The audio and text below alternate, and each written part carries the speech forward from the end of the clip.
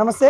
రేవంత్ రెడ్డి వచ్చిన కాంచెలి ఈ ఏదైతే ఎన్విరాన్మెంట్ కావచ్చు, లేకుంటే అడవులు ఉన్న ప్రాంతాలను కావచ్చు, వాటిని కొంత అన్యాయంగా నష్టం చేస్తూ ఉన్నారని గతంలో చాలా సార్లు కూడా పోరాడిన వ్యక్తి మనతోనైతే ఉన్నారు. సేవ్ దామగుండము కావచ్చు, అదేవిధంగా ఏవైతే అడవులను తను రక్షించుకోవాలనే ప్రయత్నం అయితే ఇస్తా ఉంది. గీతా గారు అయితే మనతోనైతే ఉన్నారు, మాట్లాడే ప్రయత్నం చేద్దాము.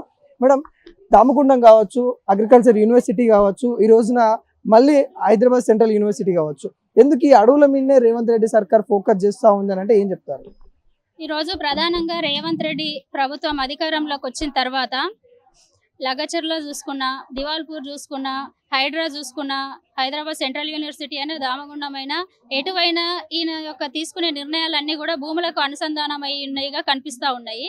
ఈరోజు ప్రధానంగా ఈ రాష్ట్రంలో ఒక రియల్ ఎస్టేట్ బ్యాక్గ్రౌండ్ నుండి వచ్చినటువంటి ముఖ్యమంత్రి కాబట్టి ఈ భూములకు సంబంధించినటువంటి విషయాలపైన నిర్ణయాలు తీసుకొని దాన్ని కూడా ఒక రియల్ ఎస్టేట్ వ్యాపారంగా మారుస్తున్నారు తప్పిస్తే ఇది ప్రజాక్షేత్రం నుండి ప్రజల అవసరాల నిమిత్తం తీసుకున్న నిర్ణయాలుగా కనబడట్లేదు. వాటిని ఈ రోజు లగచర్ల చూసుకున్నట్లయితే అర్ధరాత్రి అక్కడ కలెక్టర్ మీద జరిగినటువంటి సంఘటన విషయాన్ని కంట రెట్టింపుగా అర్ధరాత్రి గ్రామాల మీద పడి గిరిజన మహిళల పైన జరిగినటువంటి విధ్వంసకాండ మనం చూసాము. ఈరోజు హైదరాబాద్ సెంట్రల్ యూనివర్సిటీలో కూడా ఒక నిర్ణయం నువ్వు తీసుకున్నప్పుడు అంత దొంగతనాన రాత్రికి రాత్రి జేసీబీలు తీసుకొని పోయి అంత నిర్దాక్షిణ్యంగా ఇలాంటి విధ్వంస కాండకు పాల్పడినటువంటి అవసరం ఏమొచ్చింది? అంత భయం ఏమొచ్చింది? పౌర సమాజాన్ని పిలుపు చర్చించు, రాష్ట్ర ప్రభుత్వాన్ని నడపడానికి నీ దగ్గర డబ్బులు లేకపోతే ఆల్టర్నేటివ్ పొజిషన్ ఏంది అని చెప్పేసి సూచన సలహాలు తీసుకో. ఈ రోజు రాష్ట్రంలో అంతర్జాతీయ అందాల పోటీలు 200 కోట్లు పెట్టి నేను ఎవరు పెట్టమన్నారు? ఈ రోజు ఆడపిల్లలకు చదువులు చెప్పేటటువంటి సర్వశిక్ష అభియాన్ ఉద్యోగస్తులు అసలు వాళ్ళు వచ్చి మాకు వేతనాలు పెంచండి, మేము ఇంకా విద్యా వ్యవస్థను డెవలప్ చేయడం కోసం పూనుకుంటామని అడిగితే చదువుకు పనిచేస్తున్న వాళ్లకు ఉపాధి ఉద్యోగ అవకాశాల్లో మెరుగైన జీతాలను ఇవ్వడానికి డబ్బులు లేవు. అందాల పోటీలు లాంటివి అంటే ఎటో చూసినా ఆర్థిక వ్యవస్థ అంతా దుర్వినియోగం చేయడము, డబ్బులు కూడగట్టుకోవడం, కాంట్రాక్టుల పేరుతోటి కమిషన్లు తీసుకోవడం కోసమే ప్రభుత్వం పనిచేస్తుంది తప్పిస్తే విద్య, వైద్యము, సమగ్రమైనటువంటి అభివృద్ధి వైపు ఈ ప్రభుత్వం నడవడం లేదు. గవర్నమెంట్ ఏం చెప్తా ఉందంటే అభివృద్ధి చేయడానికి మాత్రమే ఇవైతే చేస్తా ఉన్నాం, అందాల పోటీ కావచ్చు, బిజినెస్ పెంచడానికి చేస్తా ఉన్నాము. హైదరాబాద్ బిజినెస్ పెరిగిపోతా ఉంది. అదేవిధంగా ఇక్కడ సెంట్రల్ యూనివర్సిటీ కావచ్చు, అక్కడ కూడా ఇవన్నీ రావడం వల్ల మన వాళ్ళకి ఉద్యోగాలు కల్పనలో చాలా మందికి ఉద్యోగాలు వస్తాయని కూడా చెప్తా ఉన్నారు కదా. ప్రతి విధ్వంసం వెనుక చెప్పేటటువంటి బూటకమైన మాట ఉద్యోగాలు ఇస్తామని.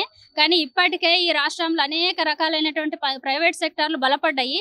ఏ సెక్టార్లో స్థానికులకు ఉద్యోగాలు ఉన్నాయి? మొత్తం అవుట్ సైడ్ నుండి బీహారు, ఇతర రాష్ట్రాల నుండి, ఒడిశా నుండి వస్తున్నటువంటి వాళ్లకు ఉద్యోగాలు, స్థానికులకు హౌస్ కీపింగ్ కాదుగా సెక్యూరిటీ ఉద్యోగాలు కూడా సరిగ్గా లేవు.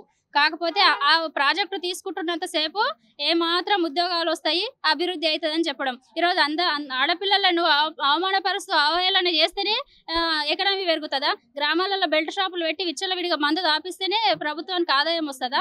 ఇది కాకుండా ప్రత్యామ్నాయమైనటువంటి ఒక విలువలతో కూడినటువంటి విధానాలు ఏం కనిపిస్తలేవా ప్రభుత్వానికి ఆదాయం పెంచుకోవడానికి?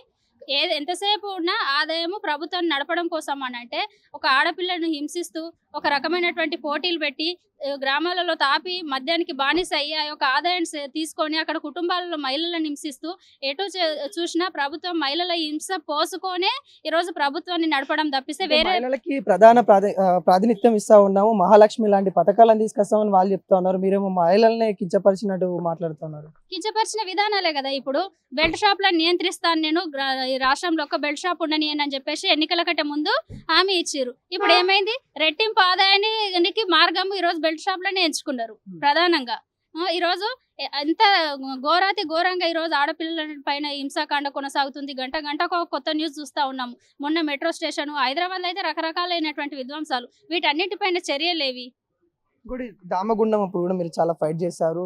ఈ రోజు కూడా నిన్న కూడా అరెస్ట్ చేసినట్టు కూడా తెలుస్తా ఉంది. ఎలా చూస్తా ఉన్నారు మీరు అరెస్ట్ని కూడా? ఎలా చూస్తా ఉన్నారు? అర్ధరాత్రి 3 గంటల టైంలో ఇండ్ల మీదకి వచ్చి విద్యార్థి సంఘాలు, ప్రజా సంఘాల నాయకులను అరెస్టు చేయడము అని అంటే ప్రభుత్వానికి భయం పుట్టుకున్నదనేది చాలా స్పష్టంగా అర్థమవుతుంది. మీరు మమ్మల్ని ఎంత నిర్బంధించినా, ఎంత తొక్కినా, కేసులు పెట్టినా, ఎంత హింస గురి చేసినా కానీ ప్రజల పక్షాన, ప్రకృతి పక్షాన మేము పోరాడుతూనే ఉంటాం. భవిష్యత్ తరాల కోసం ఈ ప్రకృతిని అందించడం కోసం మా పోరాటాన్ని కొనసాగిస్తామని చెప్పేసి తెలియజేస్తా ఉన్నాం. ఇలా మేధోవర్గం మొత్తము రౌండ్ టేబుల్ సమావేశం ఏర్పాటు చేశారు. ఏంటి దిశానిర్దేశం ఏముంది? మీరు ఎలా ముందుకు వెళ్ళబోతా ఉన్నారు?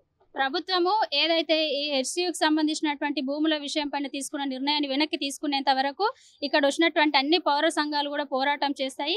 వెనక్కి తీసుకోనకుండా ఇట్లనే పోతే మాత్రం ఖచ్చితంగా ప్రజాక్షేత్రాన్ని ప్రభుత్వం పైన పోరాటానికి సిద్ధం చేయడం కోసం కూడా మేము ముందుంటామని చెప్పేసి రౌండ్ టేబుల్ నిర్ణయం తీసుకోవడం జరిగింది.